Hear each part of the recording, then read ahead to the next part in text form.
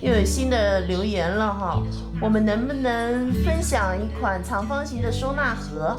我给他回复一个，需要准备2块38厘米的正方形，马上安排。发送。首先呢，准备2块长方形的面料，反面呢都烫180克的铺棉，铺棉尺寸长22厘米，宽呢11厘米，放1厘米的缝缝。朋友们可以根据自己的需要来准备材料的大小哈。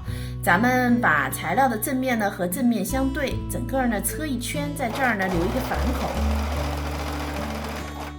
翻到正面呢，再车一圈窄边，我们让材料更硬挺一些。接下来把这个角沿着中心线呢对折，离角尖3厘米，我们用针线手缝几针把它固定住。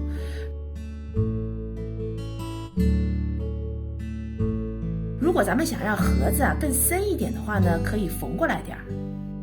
我现在4个角呢都缝好了，这个盒子的尺寸正好能放一副眼镜儿。用这种方法呢，我们还可以做其他形状的收纳盒圆形的、三角形的、5边形的都行做法呢都是一样的。我们呢也可以把盒子的尺寸放大，放在抽屉里柜子里，用来分类收纳小东西。这期视频内容就是这些了，感谢您花宝贵的时间来看我的视频，记得帮忙点赞哦。咱们下期再见。